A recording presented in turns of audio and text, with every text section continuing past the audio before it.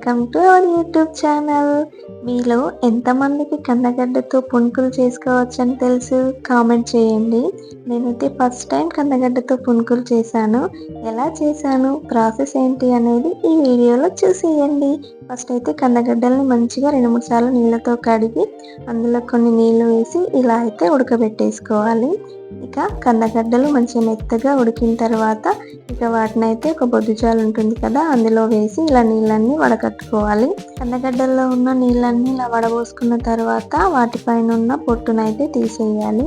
ఆ పొట్టును అవి కొంచెం గోరువెచ్చగా ఉన్నప్పుడే తీసేయాలి. చల్లారిన కొద్దీ పొట్టు అంత ఈజీగా రాదు. ఇక పొట్టు అయితే తీసేసిన తర్వాత అలా గోరువెచ్చగా ఉన్నప్పుడే ఇక వాటిని అయితే ఇలా మెత్తగా స్మాష్ చేసుకోవాలి. ఇది కూడా ఇలా కొంచెం గోరువెచ్చగా ఉన్నప్పుడే స్మాష్ అనేది చేసుకోవాలి. ఎందుకంటే చల్లారిన కొద్దీ కందగడ్డ అనేది చాలా గట్టిగా అయిపోతుంది. స్మాష్ చేసుకుందామంటే ఇంత మెత్తగా రాదు. అందుకే గోరువెచ్చగా ఉన్నప్పుడు మంచి మెత్తగా ఇలా స్మాష్ చేసుకోవాలి. ఇక ఇది ఇలా మెత్తగా చేసుకున్న తర్వాత మన స్వీట్నెస్కి సరిపడా కొంచెం బెల్లాన్ని అయితే ఇలా మంచిగా చిన్నగా తురుముకొని మెత్తగా చేసి పెట్టుకున్న కందగడ్డ పేస్ట్లో అయితే దీన్ని కొద్దిగా ఇలా వేసుకోవాలి. నేను ఇక్కడ కరెక్ట్ మెజర్మెంట్స్ అయితే చెప్పట్లేదు, ఎందుకంటే కందగడ్డ స్వీట్నెస్ని బట్టి మనం బెల్లాన్ని అయితే యాడ్ చేసుకోవాలి. బెల్లం ప్లేస్లో షుగర్ కూడా వాడుకోవచ్చు, కానీ బెల్లం హెల్దీ కాబట్టి నేను ఇక్కడ బెల్లాన్నే వాడుతున్నాను. ఇక కందగడ్డ పేస్ట్లో బెల్లాన్ని అయితే మొత్తం కలిసే విధంగా కలుపుకున్న తర్వాత ఇక ఆ పేస్ట్ని అయితే ఇలా చిన్న బాల్స్లా అయితే చేసుకోవాలి. మనం పప్పు పునుకులు చేస్తాం కదా, పప్పు పునుకులు చేసేటప్పుడు ఇలానే చిన్న బాల్స్లా చేస్తాం కదా, ఇప్పుడు కూడా వీటిని అయితే ఇలానే బాల్స్లా అయితే చేసుకోవాలి.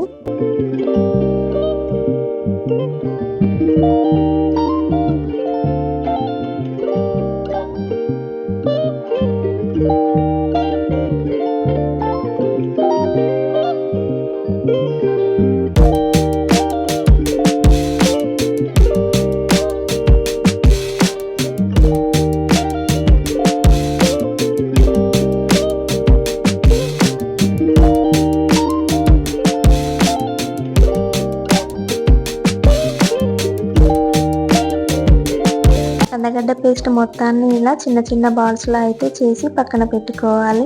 నెక్స్ట్ ఇక డీప్ ఫ్రైకి సరిపడా ఆయిల్ని అయితే వేడి కోసం స్టవ్ ఆన్ చేసి స్టవ్ పైన పెట్టేయాలి. ఆయిల్ వేడెక్కే లోపు నెక్స్ట్ ఇక్కడ మనకు కావాల్సినంత గోధుమ పిండిని తీసుకొని అందులో కొన్ని నీళ్లు పోసుకుంటూ మనం బజ్జీల పిండికి అయితే ఎలా కలుపుకుంటామో అంతకంటే కొద్దిగా లూజ్ ఉండే విధంగా నీళ్లు పోసుకుంటూ గోధుమ పిండిని అయితే కలుపుకోవాలి. ఇలా వీడియోలో చూపిస్తున్న విధంగా టెక్స్చర్ అయితే ఉండాలి. ఇక అందులో ఎలాంటి గోధుమ పిండి ఉండలు లేకుండా మంచిగా అయితే ఒకసారి అలా కలిపి పెట్టేసుకోవాలి. ఈ టెక్స్చర్ అనేది మరీ లూజ్గా కూడా ఉండద్దు, కొంచెం టైట్గానే ఉండాలి. మరీ లూజ్గా ఉన్న ఆయిల్లోనే మొత్తం పిండి అంతా ఉండిపోతుంది. నెక్స్ట్ ఇక ఆయిల్ వేడెక్కిన తర్వాత మనం కందగడ్డతో చేసిన బాల్స్ ఉంటాయి కదా, వాటిని అయితే ఇలా మంచిగా గోధుమ పిండిలో డిప్ చేసుకుంటూ ఆయిల్లో అయితే వేసుకోవాలి.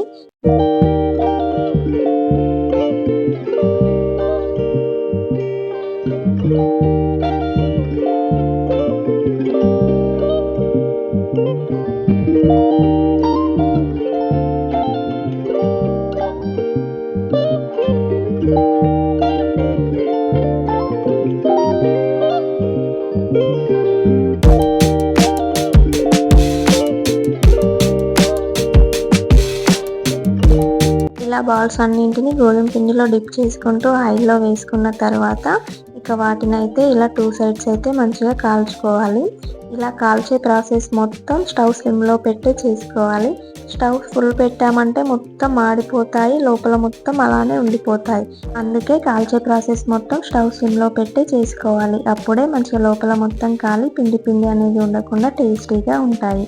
ఇక ఇలా 2 సైడ్లు మంచిగా బ్రౌన్ కలర్ వచ్చే విధంగా కాల్చుకున్న తర్వాత ఇక వాటిని అయితే ఇలా నూనెలో నుండి తీసి పక్కన పెట్టేసుకోవాలి.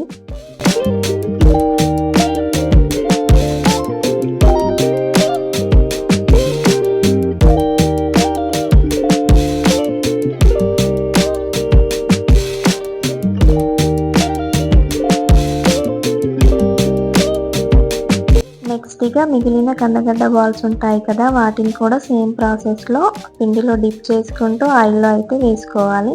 వేసుకొని ఇక వాటిని కూడా 2 సైడ్స్ మంచిగా బ్రౌన్ కలర్ వచ్చే విధంగా మంచిగా కాల్చుకోవాలి.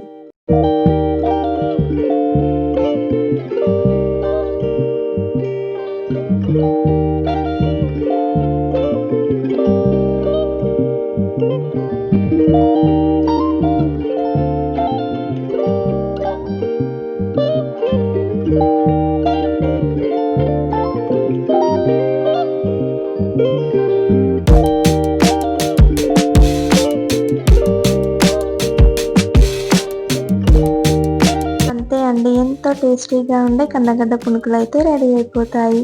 ఎప్పుడూ ఒకేలాగా పప్పుతో కాకుండా అప్పుడప్పుడు ఇలా కందగడ్డతో కూడా పునుకులు చేయండి, చాలా టేస్టీగా ఉంటాయి. అండ్ అలాగే కందగడ్డలో ఫైబర్ ఉంటుంది, మన హెల్త్కి కూడా చాలా మంచిది. పిల్లలు నార్మల్గా ఉడకబెట్టి చేస్తే తింటారా? తినరు కదా, వాళ్ళ కోసం ఇలా ఒకసారి చేసి పెట్టండి, చాలా ఇష్టంగా తింటారు. వీడియో నచ్చిందా? నచ్చితే లైక్ చేయండి, మీ ఫ్రెండ్స్కి కూడా షేర్ చేయండి. మన ఛానల్ని సబ్స్క్రైబ్ చేసుకోండి. మళ్ళీ నెక్స్ట్ వీడియోలో కలుద్దాం. Thank you for watching.